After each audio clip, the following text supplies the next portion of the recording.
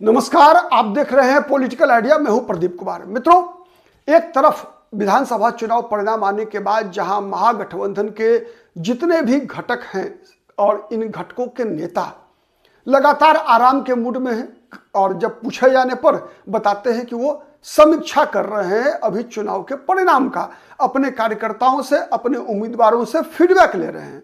वहीं एआईएमआईएम के सुप्रीमो असदुद्दीन ओवैसी धन्यवाद यात्रा निकाल रहे हैं और हर विधानसभा सीट पर जा रहे हैं जहां पर कि उनके उम्मीदवार जीते हैं और उन क्षेत्रों में भी जा रहे हैं जहां पर कि उनके उम्मीदवार हार रहे हैं। तो समीक्षा किसी राबड़ी आवास में बैठकर जिस प्रकार से तेजस्वी यादव कर रहे हैं या तेजस्वी यादव अपने आवास में बैठकर जिस प्रकार से समीक्षा कर रहे हैं, मुकेश सहनी जैसे अपने घर में बैठकर समीक्षा कर रहे हैं, जैसे राहुल गांधी दिल्ली में रहकर समीक्षा कर रहे हैं, वैसे ओवैसी नहीं कर रहे हैं, बल्कि ओवैसी कर रहे हैं कहां? सीमांचल की धरती पर जाकर, वहां जहां से उनके उम्मीदवार चुनाव जीत कर आए हैं या फिर जहां के उम्मीदवार हैं वहीं उम्मीदवार को बुलाकर, जहां से उनके उम्मीदवार जीत नहीं सके, दूसरे स्थान पर रहे या फिर निर्णायक मत जहां जहां उनके उम्मीदवारों को मिला उनसे बुलाकर बातचीत कर रहे हैं और उनसे समीक्षा कर रहे हैं। मतलब फैसला ऑन द स्पॉट। लेकिन ये आरजेडी, कांग्रेस, मुकेश सहनी के लोग जो है अपने अपने घर में बैठकर जो है शायद मातम मना रहे होंगे अपनी हार का। ये स्थिति है। तो ओवैसी जब सीमांचल पहुंचते हैं उसके बाद उनके कई बयान जो पब्लिक डोमेन में है, उनमें सबसे पहला बयान दिया कि वो नीतीश कुमार की सरकार का, एनडीए सरकार का समर्थन करने को तैयार है यदि सीमांचल के विकास के लिए अलग से कोई योजना बनाया जाए और उसमें जो मांगे हैं एआईएमआईएम की, उन मांगों को मान लिया जाए तो वो नीतीश कुमार की सरकार को, एनडीए सरकार को समर्थन देने को तैयार है। लेकिन इसके साथ साथ एक और बातें जो निकल कर आ रही है एआईएमआईएम के सूत्रों से, वो बात ये निकल कर आ रही है कि नीतीश कुमार को बीजेपी का साथ छोड़ देना चाहिए। और इसका फॉर्मूला बता रहे हैं ओवैसी कि नीतीश अगर बीजेपी को छोड़ देते हैं तब भी नीतीश कुमार मुख्यमंत्री बने रहेंगे और नीतीश कुमार को जो नुकसान होगा बीजेपी का साथ छोड़ने से, उस नुकसान की भरपाई एआईएमआईएम और असदुद्दीन ओवैसी के फॉर्मूले के आधार पर नीतीश कुमार की भरपाई होगी, वोट की भरपाई होगी, साथ ही सरकार भी बची रहेगी और बनी रहेगी। फॉर्मूला यह बताया जा रहा है कि बीजेपी और जदयू के बीच अंतर कितने सीटों का है? 4 सीटों का। 4 सीटों का अंतर है। मतलब नीतीश कुमार की पार्टी के पास 85 विधायक हैं, बीजेपी के पास 89 विधायक हैं। अगर एआईएमआईएम के 5 विधायक का समर्थन अगर नीतीश कुमार की पार्टी को मिल जाए तो फिर बीजेपी से आंकड़ा यह बढ़ जाएगा, 90 हो जाएगा। और ये 90 अगर जब हो गए तो मतलब सिंगल लार्जेस्ट जो है ग्रुप के रूप में बीजेपी के बदला में एआईएमआईएम का दावा बनेगा। और जब नीतीश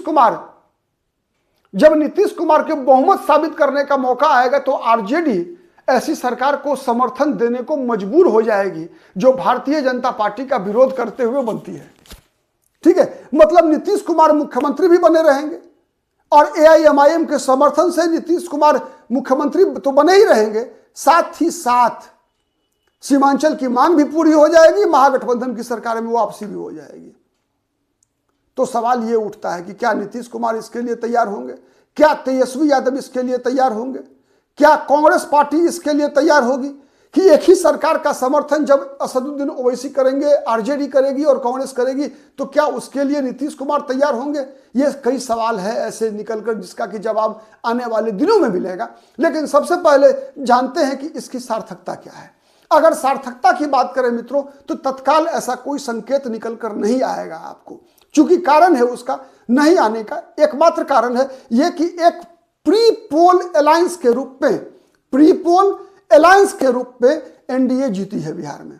प्री पोल अलायंस है, ये याद रखिएगा। तो इसीलिए, और दूसरा क्या है, प्री पोल अलायंस मतलब चुनाव से पहले गठबंधन जिसको 202 सीटें मिली है। तो नैतिकता के आधार पर नीतीश कुमार तो छोड़कर जा नहीं सकते। लेकिन कहा जाता है नीतीश कुमार के लिए नैतिकता क्या?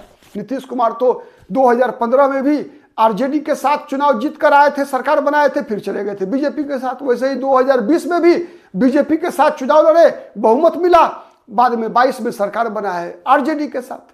तो याद रखिएगा, 15 में जीत कर आए आरजेडी के साथ, तो सरकार बनाए कब बीजेपी के साथ? 17 में।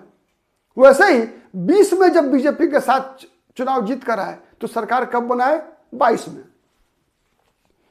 समझ में आ रहा होगा। इसीलिए 25 में जब नीतीश कुमार सरकार बना रहे हैं बीजेपी के साथ, तो नीतीश कुमार को बहाना चाहिए बीजेपी को उसका साथ छोड़ने के लिए। और वो बहाना मिलने में नीतीश कुमार को कम से कम, बहुत कम तो 6 महीना साल भर तो लगेगा ही लगेगा।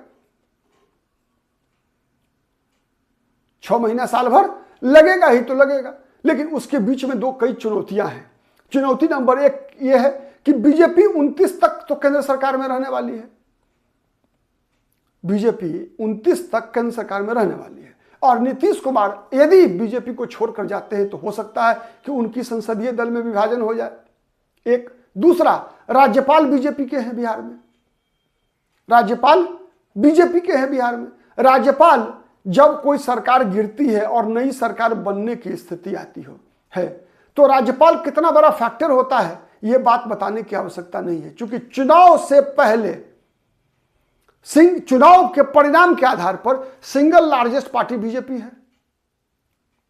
तो इसका भी तोड़ है। तोड़ क्या है? और वो निर्भर करता है अब विधानसभा के में शपथ ग्रहण के बाद कि नीतीश कुमार, एआईएमआईएम तो नीतीश कुमार की पार्टी में विलय करेगी नहीं, सदस्य संख्या बढ़ेगी, लेकिन विलय कौन कर सकता है? तो इसके लिए चर्चा ये चल रही है कि नीतीश कुमार कांग्रेस के 4 विधायकों को तोड़ सकते हैं। ठीक है, कांग्रेस के 4 विधायक टूट सकते हैं और जदयू के साथ आ सकते हैं। तो फिर 90। एक विधायक है आईपी गुप्ता जो अपनी पार्टी के अकेले विधायक है। दूसरे हैं सतीश कुमार सिंह यादव रामगढ़ वाले। तो ये 4 2 6 और ये 6 अगर विलय हो गए नीतीश कुमार की पार्टी में तो फिर नीतीश कुमार सब सिंगल लार्जेस्ट पार्टी बन जाएंगे।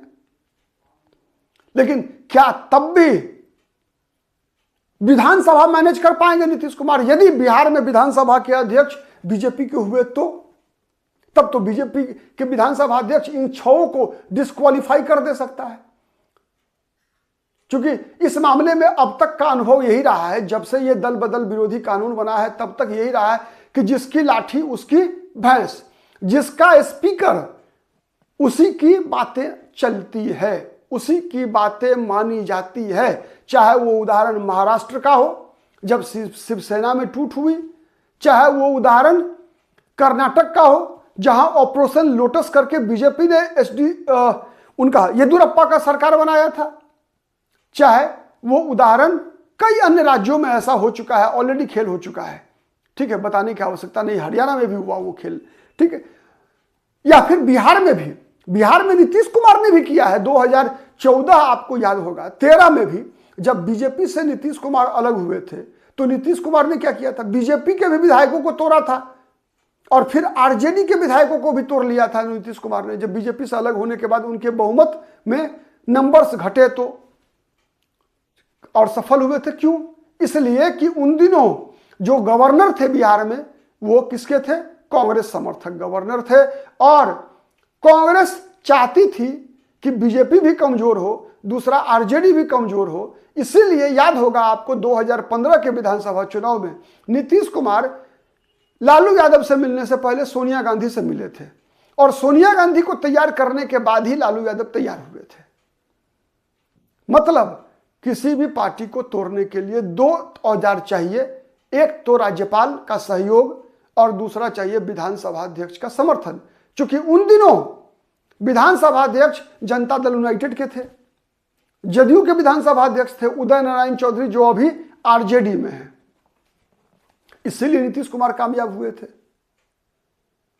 तो सवाल यही है कि एआईएमआईएम के समर्थन से नीतीश कुमार सरकार तो बचा के रख सकते हैं,